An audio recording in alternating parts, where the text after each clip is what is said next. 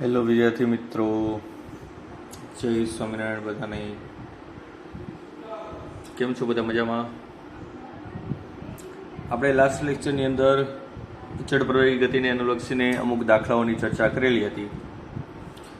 આજે પણ આપણે તેને અનુલક્ષીને એક સરસ મજાનો સ્વાધ્યાયનો દાખલો છે તેનો અભ્યાસ કરવા જઈ રહ્યા છીએ.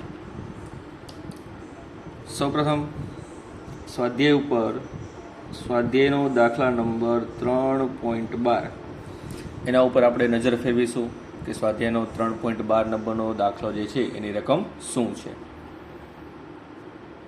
રકમ વાંચીએ મિત્રો. સૌપ્રથમ, કોઈ એક દડાને 90 મીટરની ઊંચાઈ પરથી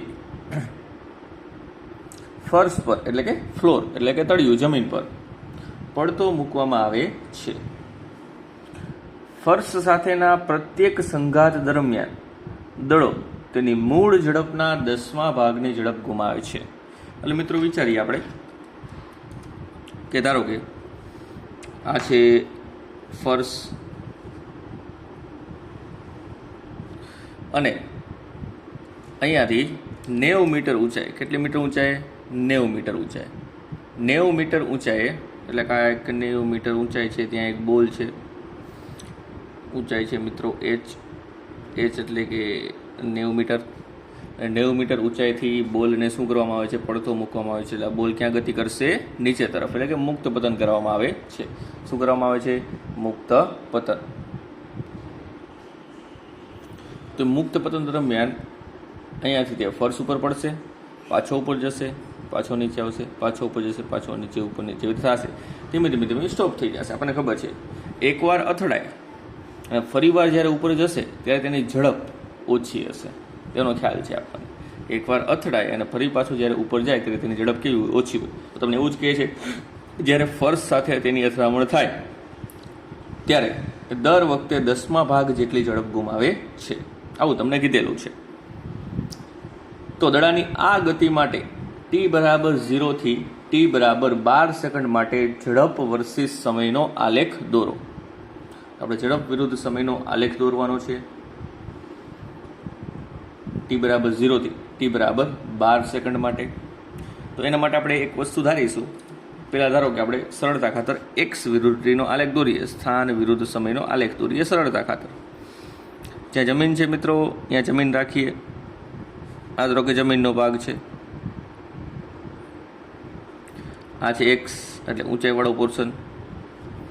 ધારો કે મિત્રો અહીંયાથી આ x=0 છે, આ છે t અને આ છે x, અને આ જગ્યાએથી ફેંકવામાં આવે છે. ધારો કે આ જગ્યાએથી, એટલે આટલો ભાગ જે છે મિત્રો, આટલો ભાગ શું કહેવાશે? ઊંચાઈ h કહેવાશે.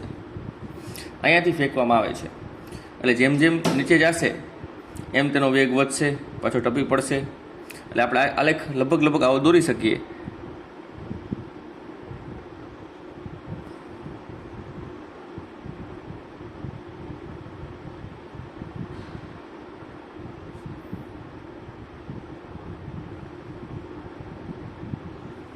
આવો આલેખ થાય. આવું સતત ચાલુ રહે. તમે જોવો છો પહેલી જે ઊંચાઈ હશે એના કરતાં બીજી ઊંચાઈ એના કરતાં ઓછી, ત્રીજી ઊંચાઈ એના કરતાં પણ ઓછી, ચોથી ઊંચાઈ એના કરતાં પણ ઓછી. અહીંયા તો કન્ટિન્યુઅસલી આ જ માર્ગે ગતિ કરશે.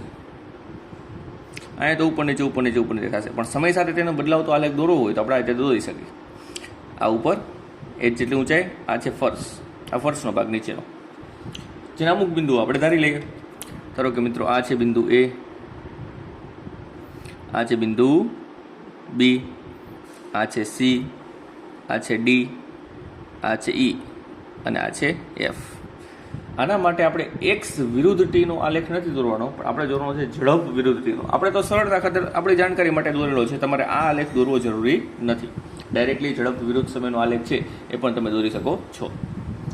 ચલો, તો હવે આપણે અલગ અલગ કિસ્સાઓ માટે ચર્ચા કરતા જશું. આપણે t=0 થી t=12 સેકન્ડ સુધીનો આલેખ દોરવાનો છે. તો આપણને પહેલાં એ ખબર પડવી જોઈએ કે t=0 થી એટલે અહીંયાથી આલેખ શરૂ થશે. આ t=0 સમય કહેવાય, આ t=0 કહેવાશે, આ t=0. તો t=0 થી t=12 સેકન્ડ સુધી કયા બિંદુ સુધી પદાર્થ ગતિ કરી શકે છે એ પહેલાં આપણે જાણીએ. ચલો, એના માટે અલગ અલગ કિસ્સા આપણે લેતા જઈએ. તો પહેલાં તો મિત્રો સ્ટાર્ટિંગ કરીએ એ થી બી સુધીનો. પ્રારંભિક વેગ તેનો શૂન્ય હોય એટલે આ બિંદુ પાસે તેનો વેગ જે છે એ શૂન્ય હોય. v0 ઇઝ ઇક્વલ ટુ 0, કારણ કે મુક્ત પતન કરવામાં આવે છે. મુક્ત પતન કરવામાં આવે એટલે પ્રારંભિક વેગ હંમેશા કેવો હોય છે? 0 હોય છે. તો આપણે a થી b સુધીની ગતિની ચર્ચા કરીએ. પહેલી વખત ત્યારે જે જમીન ઉપર અથડાય ત્યારે બી બિંદુ પાસે પહોંચે, તો પહેલી વખત જમીન સાથે અથડાય ત્યારે તેનો અંતિમ વેગ એટલે કે જમીન સાથે અથડાય ત્યારનો વેગ ધારો કે કેટલો છે? v1 છે. કેટલો છે? v1. અને એ આપણે શોધવો છે. ક્લિયર? તો અહીંયા આપણે થોડુંક લખીએ. અહીંયા સરળતા ખાતર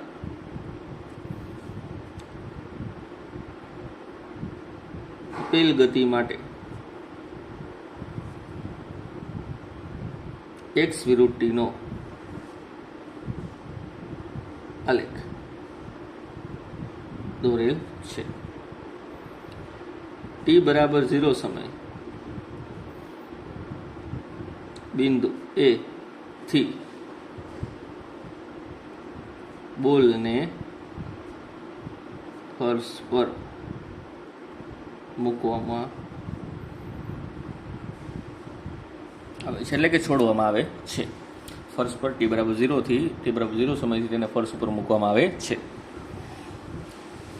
તો પહેલા ચર્ચા કરીએ આપણે જ્યારે બી બિંદુએ અથડાય ત્યારે, કે જ્યારે બી બિંદુએ અથડાશે ત્યારે એનો વેગ કેટલો હશે અને એ થી બી સુધી પહોંચતા લાગતો સમય કેટલો હશે. તો લખીએ. ધારો કે t બરાબર 0 સમયથી બિંદુ a થી બી સુધી, બિંદુ બી એટલે કે ફર્શ સુધી પહોંચતા લાગતો સમય t1 અને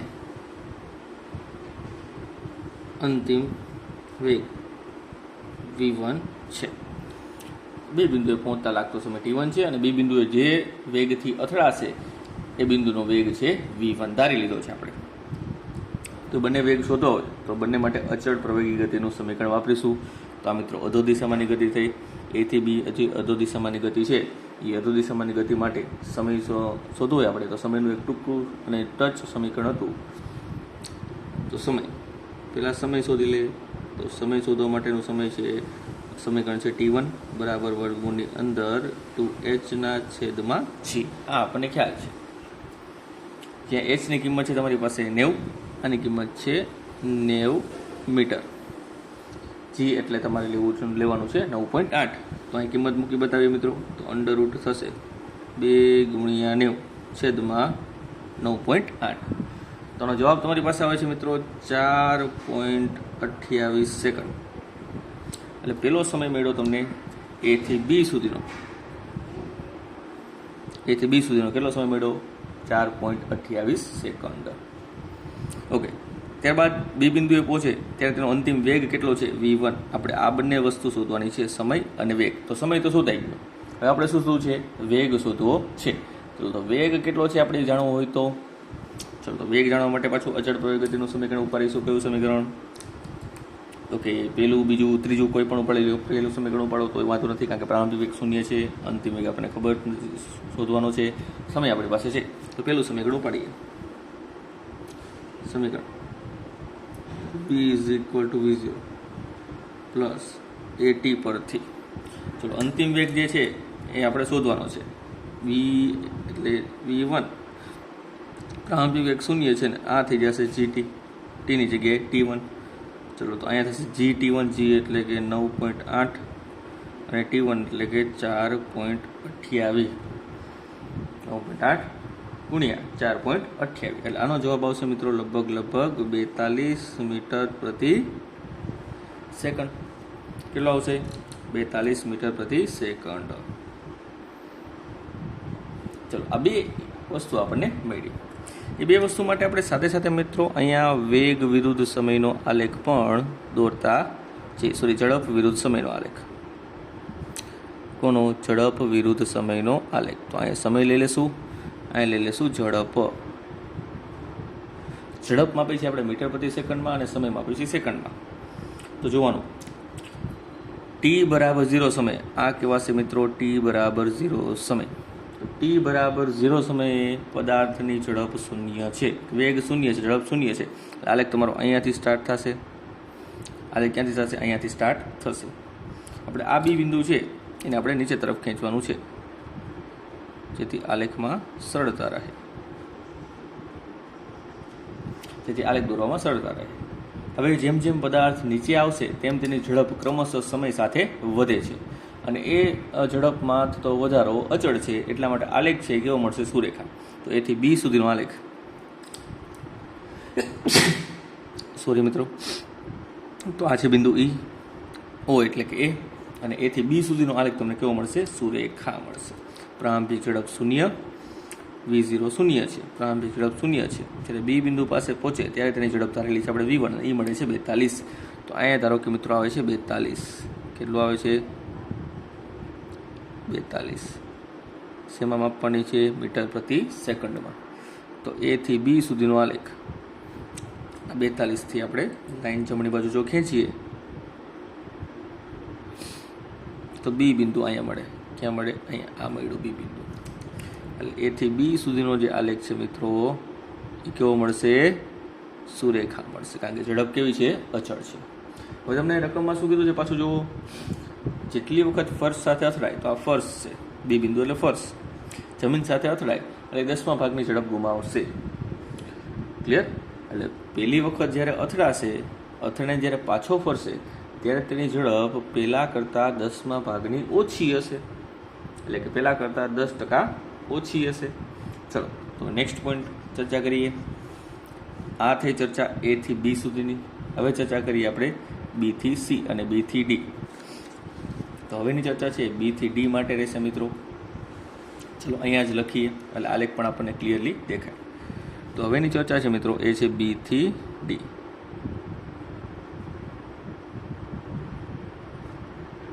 સુધીની ગતિ માટે.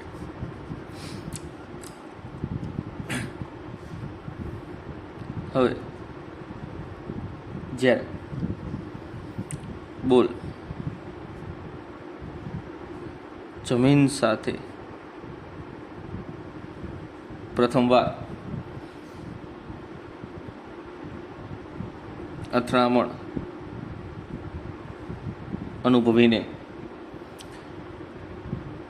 પાછો ફરશે ત્યારે બોલની ઝડપ ધારો કે v2 છે. કેટલી છે ઝડપ? v2 છે. એટલે બી થી સી જવા માટેની ઝડપ છે મિત્રો, બી થી સી જવા માટેની એ છે v2. અને v2 શોધી તો કઈ રીતે શોધશો? તો કે v2 બરાબર v1 તો લેવાનું, પણ એમાંથી બાદ કરશું v1ના 10%, v1ના 10%, કારણ કે પહેલાં કરતાં 10મા ભાગની ઝડપ ઓછી છે. ઓછી છે એટલે માઇનસ. કેટલી ઓછી છે? 10મા ભાગની. 10મા ભાગની એટલે 10% ઓછી છે, એટલા માટે માઇનસ. ચલો તો v1 હતી 42, v1 એટલે કે 42ના 10%. આ 42 છે તો 42ના 10% કેટલા થાય? 4.2.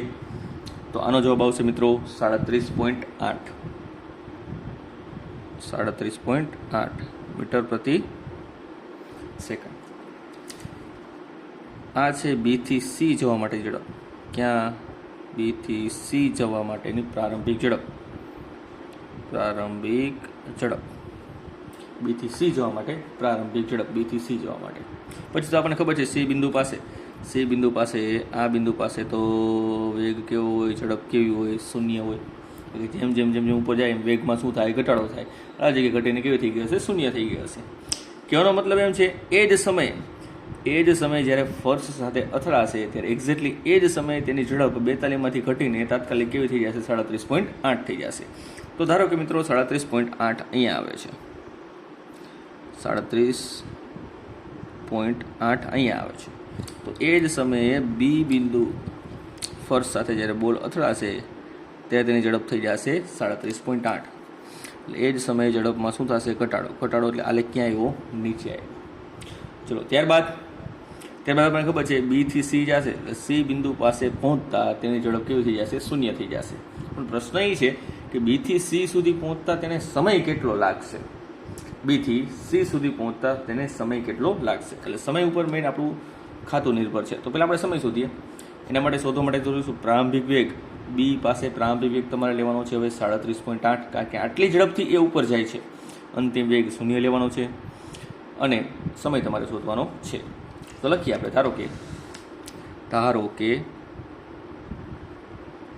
ધારો કે બીથી સી સુધી પહોંચતા લાગતો સમય ટી ડેશ છે. કેટલો છે? T dash. હવે જો સમય શોધવો હોય તો સમીકરણ નંબર પહેલું ઉપાડીએ. તો સમીકરણ number v is equal to V0 plus AT પરથી, ચલો વી એટલે અંતિમ વેગ સી બિંદુ પાસે કેવો થશે? 0. V0 એટલે પ્રારંભિક વેગ કેટલો છે? V2. આ રહ્યો V2, આ લેવાનો છે. પ્રવેગ થશે G, પણ કેવો લેવાનો? માઇનસ, કારણ કે વેગમાં શું થાય છે? ઘટાડો. Into T. ટીની જગ્યાએ શું લખશું? T dash. તો મિત્રો આપણે લખી શકીએ GT ડેશ બરાબર V2. તો ટી ડેશ બરાબર V2 ના છેદમાં G. V2 કેટલો છે? V2 છે આપણી પાસે 37.8 અને G કેટલો છે મિત્રો? G છે 9.8. તો 37.8 ભાગ્યા 9.8 એટલે થશે 7. અડધો જ સમય આપણે થશે ને, એટલે ત્યારબાદનો સમય થશે મિત્રો 2 થી સી સુધીનો સમય થશે લગભગ 3.86 સેકન્ડ. 3.86 સેકન્ડ. હવે આ છે બી થી સી જવા માટેનો સમય. જોજો મિત્રો, બી થી સી જવા માટેનો સમય. જેટલો સમય બી થી સી સુધી પહોંચતા લાગે મિત્રો, એટલો જ સમય સી થી ડી સુધી પહોંચતા લાગે.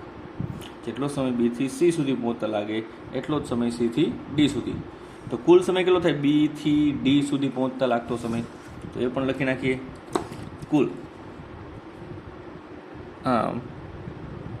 કુલ બી થી ડી પહોંચતા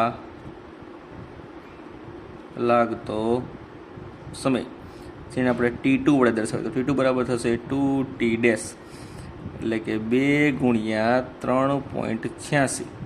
એટલે જવાબ તમારી પાસે આવશે મિત્રો 7.7. ચલો, આ થઈ ગયો T2, 7.7. હવે કુલ સમય ગણીએ તો 12 સેકન્ડ થઈ જાય છે. એક છે 4.28 અને બીજો છે 7.7. ક્લિયર? તો લગભગ થઈ જાય છે 7 ને 4 વાર, 7 ને 4 11 ને પ્લસ 71 ને 28 તમે ગણો એટલે 7 ને 8 એટલે લગભગ થઈ જાય છે 12 થઈ જાય છે. કારણ કે અહીંયા લગભગ કિંમત 71 જેવી આવે છે. એટલે આ બેનો સરળ કરો એટલે 12 સેકન્ડ થઈ જાય. એટલે આપણે તો 12 સેકન્ડ સુધીની ચર્ચા કરવાની છે. ક્લિયર? તો હવે જોવાનું બી થી ડી સુધી પહોંચતા, બી થી ડી સુધી, એમાં વચ્ચે સી બિંદુ તમારે લેવાનું રહેશે. અહીંયા આલેખ ઉપર જઈએ તો આ છે સી બિંદુ, આ છે સી બિંદુ અને અહીંયા આવશે ડી બિંદુ. તો હવે બી થી સી સુધી પહોંચતા તેનો વેગ 0 થઈ જાય. તો આપણને ખબર છે બી થી સી સુધી તેનો વેગ 0. સી બિંદુ પાસે ઝડપ થઈ જશે 0. તો આ બની ગયું સી બિંદુ, આ બની ગયું સી બિંદુ. ક્લિયર? અને વળી પાછું યાદ રાખવાનું, સી થી ડી જશે તો જ્યારે ડી બિંદુ પાસે અથડાશે ત્યારે તેનો વેગ કેટલો હશે? તો વિચારો, બી બિંદુએ પ્રારંભિક વેગ કેટલો હતો? તો કે 37.8. તો વધારાનું કોઈ પણ ફોર્સ લાગતું નથી.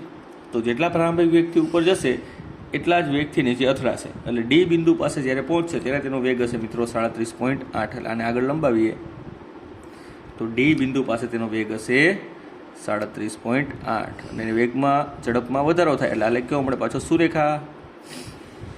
અને આપણે ખબર છે વળી પાછી બીજી વખત જ્યારે ફર્શ સાથે અથડાશે, ડી બિંદુ પાસે ફરી એક વખત ફર્શ સાથે અથડાશે ત્યારે તે પોતાની 10મા ભાગની ઝડપ શું થશે? ગુમાવશે. ત્યારે પાછી 10મા ભાગની ઝડપ ગુમાવશે. એટલે 37.8 હતી એમાંથી તેના 10મા ભાગની ઝડપ બાદ કરો એટલે તમને કંઈક નવી ઝડપ મળશે. તો અહીંયાથી અહીંયા સુધીનો સમય છે મિત્રો, અહીંયાથી અહીંયા સુધીનો સમય, અહીંયાથી અહીંયા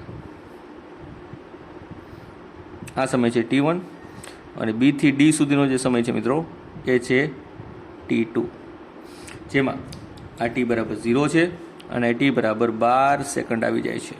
T બરાબર 0 સેકન્ડ અને T બરાબર 12 સેકન્ડ. જ્યારે અહીંયા T બરાબર આવે છે 4.28 સેકન્ડ. ક્લિયર? 4.28 અને અહીં કુલ ગણો એટલે 12 સેકન્ડ થઈ જાય. કુલ ગણો એટલે 12 સેકન્ડ. હવે કદાચ એ પણ જાણવું હોય કે બીજી વખત જ્યારે ફર્સ્ટ સાથે અથડાશે ત્યારે કેટલી ઝડપ તેની હશે. ક્લિયર? તો આપણે એ પણ ગોતી લઈએ, જેને આપણે અહીંયા ડિનોટ કરીએ છીએ. નાનો એવી જગ્યા છે આપણી પાસે, તો લખી દઈએ. હવે જ્યારે બોલ બીજી વખત ફર્સ્ટ સાથેની અથડામણ બાદ પાછો ફરશે ત્યારે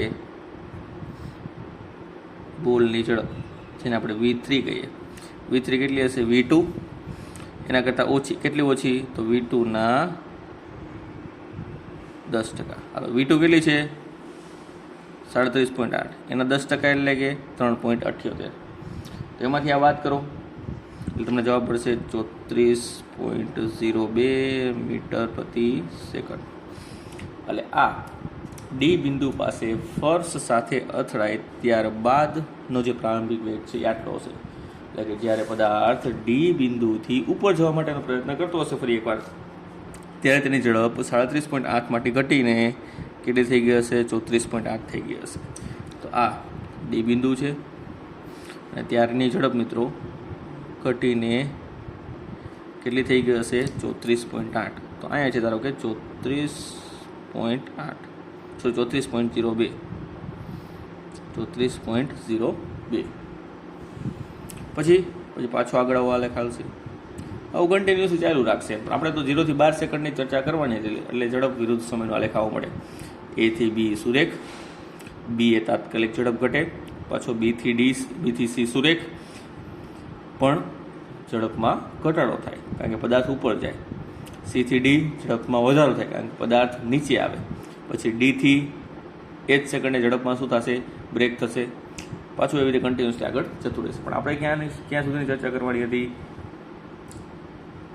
T બરાબર 0 સેકન્ડથી T બરાબર 12 સેકન્ડ સુધી. ક્લિયર? તો આ એક લેન્ધી દાખલો છે, થોડોક લાંબો દાખલો છે, પણ અગત્યનો છે અને સિમ્પલ છે, એવું કંઈ અઘરું છે નહીં. તો ફરી એકવાર વિડીયો ફરીવાર જોવો મિત્રો, રિપીટેશન કરવું. ક્લિયર? ઇઝી છે, સમજાઈ જશે. પણ એકવાર જોઈને મૂકી દેશો તો થોડુંક સમજવામાં ટિપિકલ પડશે.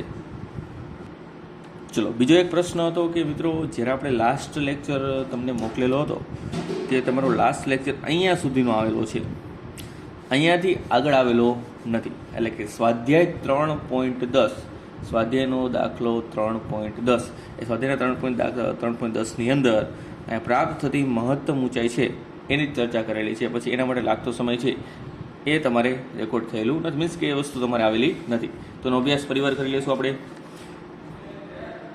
કોઈ પદાર્થને પ્રારંભિક વેગથી ઉપર ફેંકવામાં આવે તો જેમ જેમ ઉપર જાય તેમ તેની ઝડપ ઘટે છે, આપણને ખબર છે. એટલે કે આ ઉર્ધ્વ દિશાની ગતિ થઈ અને ઉર્ધ્વ દિશાની ગતિ દરમિયાન તેને મહત્તમ ઊંચાઈ પ્રાપ્ત કરવા માટે લાગતો સમય, એનું સૂત્ર આપણે કરાવેલું છે T = V0/G.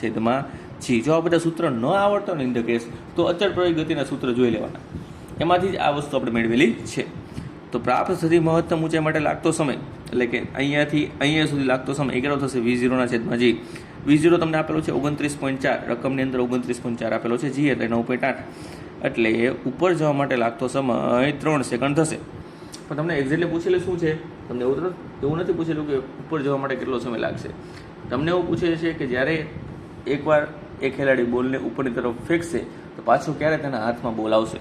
અને ઉપર ફેંકે તો અહીંથી ઉપર જાય, ઉર્ધ્વ દિશામાંની ગતિ, પાછો નીચે આવે અધો દિશામાંની ગતિ. આ બંનેનું કોમ્બિનેશન જે હશે સમયનું, એ તમારો કુલ સમય નોંધવામાં આવશે. તો 3 સેકન્ડ ઉપર જતા લાગે તો મિત્રો 3 સેકન્ડ નીચે આવતા પણ લાગે, કારણ કે અહીંથી અહીંયા પહોંચતા જો વધારાનું બીજું કોઈ બળ ન લાગતું હોય ગુરુત્વાકર્ષણ સિવાય, તો રિટર્નમાં પણ બીજું કોઈ બળ નથી લાગતું. એટલા માટે સમય અને વેગમાં ફેરફાર થાય નહીં. એટલે કે તમે t બરાબર 0થી અહીંયા t બરાબર 3 સેકન્ડે પહોંચાડો તો અહીંયા t બરાબર 3થી t બરાબર 6 સેકન્ડે અહીંયા પહોંચે. તો કુલ સેકન્ડ કેટલી થાય? 6 સેકન્ડ. અને પ્રારંભિક વેગ કેટલો હતો? 29.4 હતો ને. તો જ્યારે પાછો હાથ પાસે આવશે, ઉપર જઈને પાછો નીચે હાથમાં આવશે, ત્યારે એનો વેગ કેટલો હશે? 29.4 જ હશે. ક્લિયર? તો આ એક વસ્તુની ચોખવટ નથી થઈ, તો એ વસ્તુ આપણે એડ કરી દઈશું ગઈકાલના મીન્સ કે લાસ્ટ લેક્ચરની અંદર, ઉદાહરણ નંબર 3.10ની અંદર, સ્વાધ્યાય 3.10ની અંદર. ઓકે, તો મિત્રો આજના લેક્ચરમાં આટલું રાખીએ. બાકીની ચર્ચા છે નેક્સ્ટ થિયરી, સાપેક્ષ વેગ, જે આપણે સ્ટાર્ટ કરીશું નેક્સ્ટ લેક્ચરથી, અને તેના એક્ઝામ્પલ, તેના દાખલાઓ પણ, અને તેની વિગતવાર સમજૂતી.